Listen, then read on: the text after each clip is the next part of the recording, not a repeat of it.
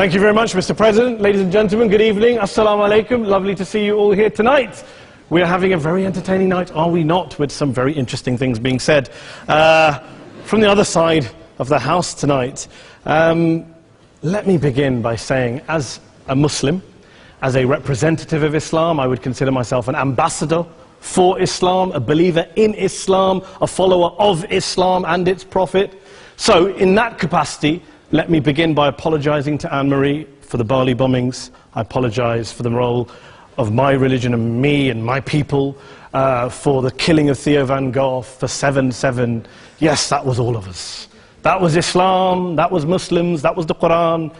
I mean, astonishing claims to make in the very first speech tonight, on a day like today, where the Conservative Prime Minister of the United Kingdom is having to come out and point out that these kind of views are anathema.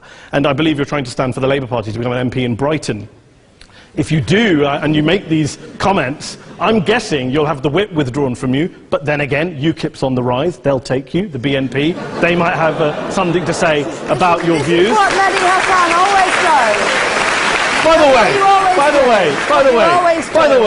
way, just on a factual point, since we heard a lot about the second speaker, about how backward we Muslims all are, on a factual point, you said that Islam was born in Saudi Arabia. Islam was born in 610 AD. Saudi Arabia was born in 1932 AD. So you were only 1,322 years off. Not bad? Not bad start there. Talking of maths, by the way, a man named Al-Khwarizmi was one of the greatest mathematicians of all time, a Muslim, worked in the golden age of Islam. He's the guy who came up with not just algebra, but algorithms. Without algorithms, you wouldn't have laptops. Without laptops, Daniel Johnson tonight wouldn't have been able to print out his speech in which he came to berate us Muslims for holding back the advance and intellectual achievements of the West, which all happened without any contribution from anyone else other than the Judeo-Christian people of Europe. In fact, Daniel David Levering, the author of the Pulitzer Prize-winning historian and author of The Golden Crucible, points out that there would be no Renaissance, there would be no Reformation in Europe without the role played by Ibn Sina and Ibn Rushd and some of the great Muslim theologians, philosophers, scientists in bringing Greek texts to Europe. As for this being our university, I will leave that to the imagination as to who is our and who is there. I studied here too. An astonishing set of speeches so far making this case tonight. A mixture of just cherry-picked quotes, facts and figures, self-serving, selective, a farrago of distortions, misrepresentations, misinterpretations, misquotations. Daniel talked about my article in the New Statesman, which got me a lot of flack, where I talked about the anti-Semitism that is prevalent in some parts of the Muslim community, which indeed it is. Of course, I didn't say in that piece that it was caused by the religion of Islam. In fact, modern anti-Semitism in the Middle East was imported from, finish the sentence, Judeo-Christian Europe, where I believe some certainly bad things happened to the Jewish people. In fact, Tom Friedman, Jewish-American columnist in the New York Times, told me in this very chamber last week that he believed, had Muslims been running Europe in the 1940s, 6 million extra Jews would still be alive today. So I'm not going to take lessons in anti-Semitism from someone who's here to defend the Judeo-Christian values of a continent that murdered 6 million Jews. Moving swiftly on. Yes. Absolutely. Well, I'm about to make that point. No, I'm about to make that point. You're right. I agree with you. I agree with you 110%. That is my point. I don't think Europe is evil or bad. I'm a very proud European. I don't want to judge Europe on that basis, but if we're going to play this gutter game where we pull out the Bali bombing and we pull out examples of anti-Semitism in the Islamic community, then of course I'm going to come back and say, well, hold on. I mean, look, let's be very clear. Daniel here was a last-minute replacement for Douglas Murray, who had to pull out. And Douglas and I have a well-documented differences, but to be fair to Douglas, as to be fair to Anne-Marie and to Peter, atheists. Atheists see all religions as evil, violent, threatening. What the problem I have with Daniel's speech is that Daniel comes here to run this robust defense of Christianity, forgetting that his fellow Christians, people who said they were acting in the name of Jesus, gave us the Crusades, the Spanish Inquisition, the anti-Jewish pogroms, European colonialism in Africa and Asia, the Lord's Resistance Army in Uganda, not to mention countless arson and bomb attacks on abortion clinics in the United States of America to this very day. I would like a little bit of humility from Daniel first before he begins lecturing other communities and other faiths on violence, terror and intolerance. But, no thank you. Some water. But I would say this, to address the gentleman's very valid point here, I'm not going to play that game. I don't actually believe that Christianity is a religion of violence and hate because of what the LRA does in Uganda or what Crusaders did to Jews and Muslims in Jerusalem when they took back the city in the 12th or 13th or whatever century it was. I believe that Christianity, like Islam, like pretty much every mainstream religion, is based on love and compassion and faith. I do follow a religion in which 113 out of the 114 chapters of the Quran begins by introducing the God of Islam as a God of mercy and compassion. I would not have it any other way. I don't follow a religion which introduces my God to me as a God of war, as some kind of Greek God of wrath, as a God of hate and injustice. Not at all. As Adam pointed out, you go through the Quran and you see the mercy and the love and the justice. And yes, you have verses that refer to warfare and violence. Of course it does. This is not a motion about pacifism. I'm not here to argue that Islam is a pacifistic faith. It is not. Islam allows military action, violence in certain limited contexts. And yes, a minority of Muslims do take it out of that context. But is it religious? We talked about Woolwich. Daniel and Anne-Marie have suggested that it's definitely religion that's behind all of this. Well, actually, what I find so amusing tonight is we're having a debate about Islam. And the opposition tonight have come forward. We have a graduate in law, a graduate in modern history, a graduate in chemistry.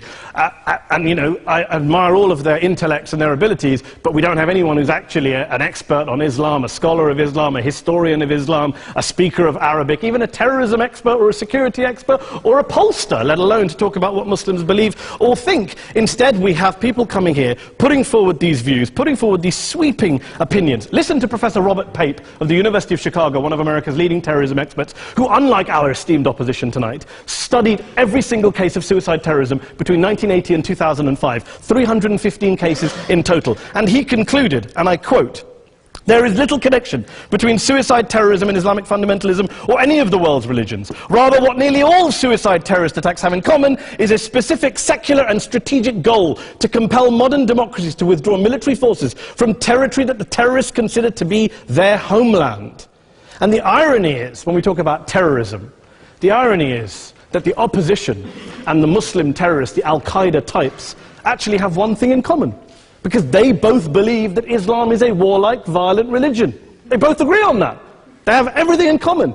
Osama bin Laden would be nodding along to everything he's heard tonight from the opposition side. He agrees with them. The problem is that mainstream Muslims don't. The majority of Muslims around the world don't. In fact, a gentleman here started quoting all sorts of polls. Gallup carried out the biggest poll of Muslims around the world, of 50,000 Muslims in 35 countries. 93% of Muslims rejected 9/11 and suicide attacks. And of the 7% who didn't, they all, when polled and focus grouped, cited political reasons for their support for violence, not religious reasons. And as for Islamic scholars and what they say, well, Daniel talks about our University of Oxford. We'll go down to Oxford's Centre for Islamic Studies, get hold of a man named Sheikh Afifi al-Akiti, who is a massively well-credentialed and well-respected Islamic scholar, who has studied across the world, who in the days after 7/7 published a fatwa denouncing terrorism in the name of Islam, calling for the protection of all non-combatants at all times, and describing suicide bombings as an innovation with no basis in Islamic law. Go and listen to Sheikh Tahir al-Qadri, one of Pakistan's most famous Islamic scholars, who published a 600-page fatwa condemning the killing of all innocents and all suicide bombings unconditionally without any ifs or buts. There's nothing new here. This is mainstream Islam, mainstream scholarship, which has said this for years. You don't go out and kill people willy-nilly in the high street or anywhere else, on a bus or a mall, based on verses of the Quran that you cherry-pick without any context, any understanding, any interpretation, or any commentary. Point of information. Please. Well, it doesn't happen apparently. I didn't say it doesn't happen at all. I never said it didn't happen. I don't blame Islam. Yes, it's a very good point. And a lot of us are campaigning against that. And we're campaigning against it in the name of Islam. We're campaigning against it in the name of various interpretations of Islam. Anne-Marie comes and scares us with her talk of Sharia law. I would like to see the book of Sharia law. It doesn't exist. People argue over what Sharia law is. And you empower the extremists by saying there is only one version. You empower them all. I don't believe you took any interruptions, Anne-Marie, so I think you should stay there for a moment. Several countries. Here's what we're dealing with. Here's what we're dealing with. We are dealing, I took your point. Here we are dealing with a 1400-year-old global religion, followed by 1.6 billion people in every corner of the world, a quarter of humanity, of all backgrounds, cultures, ethnicities, and yet the opposition tonight wants to generalize, stereotype, smear, in order to desperately win this debate. And here's my question, if we're going to generalize and smear. If, okay, people say yesterday's bombers, and we've got to be careful, there's a trial going on, were yesterday's attackers, motivated by Islam? Big debate. I don't believe they were. Let's say they were. Let's say Faisal Shahzad, the Times Square bomber, was motivated by Islam. Let's assume, for sake of argument, that Richard Reeves, the shoe bomber, was motivated by Islam. If Islam is responsible for these killings, if Islam is what is motivating these people, and Islam is therefore not a religion of peace, a religion of war, then ask yourself this question: why aren't the rest of us doing it? Why is it such a tiny minority of Muslims are interpreting their religion in the way that the opposition claim they are? Let's assume there are 16,000 suicide bombers in the world. There aren't. Let's assume there are for the sake of argument. That's 0.001% of the Muslim population globally. What about the other 99.99% of Muslims who the opposition tonight either ignore or smear? The reality is that the rest of us aren't blowing ourselves up tonight. The reality is that the opposition came here tonight not worried about the fact that me and Adam might pull open our jackets and blow ourselves up tonight because we're followers of a warlike warrior religion which wants to take over Europe and Daniel's university. The issue is this. The issue is this. Unless the opposition can tell us tonight, and Peter Atkins is here, one of our great atheist intellectuals, can tell us tonight, can answer this question tonight: why don't the vast majority of Muslims around the world behave as violently and aggressively as a tiny minority of politically motivated extremists? Then they might as well give up and stop pretending they have anything relevant to say about Islam or Muslims as a whole. Ladies and gentlemen, let me just say this to you. Think about what the opposite of this motion is. If you vote no tonight, think about what you're saying the opposite of this motion is. That Islam isn't a religion of peace, it's a religion of war, of violence, of terror, of aggression. That the people who follow Islam, me, my wife, my retired parents, my 6-year-old child, that 1.8 million of your fellow British residents and citizens, that 1.6 billion people across the world, your fellow human beings, are all followers, promoters, believers in a religion of violence. Do you really think that? Do you really believe that to be the case? They say that in the Oxford Union, the most famous debate was in 1933, when Adolf Hitler looked out for the result of the King and Country motion, where they voted against fighting for King and Country, and Hitler was listening out for the result. Well, tonight, 80 years on, there are two groups of people around the world who I would argue are waiting for the result of tonight's vote. There are the millions of peaceful, non-violent, law-abiding Muslims both in the UK, Europe, Asia, Africa and beyond, who see Islam as the source of their identity, as a source of spiritual fulfillment, of hope, of solace. And there are the phobes, the haters, the bigots out there who want to push the clash of civilizations, who want to divide all of us into them and us and ours and their. Ladies and gentlemen, I urge you all not to fuel the arguments of the phobes and bigots. Don't legitimize their divisions. Don't legitimize their hate. Trust those Muslims who you know, who you've met, who you hear, who don't believe in violence, who do want you to hear the peaceful message of the Quran as they believe it to be taught to the majority of Muslims, the Islam of peace and compassion and mercy, the Islam of the Quran, not of Al-Qaeda. Ladies and gentlemen, I beg to propose this motion to the House. I urge you to vote yes tonight. Thank you very much for your time.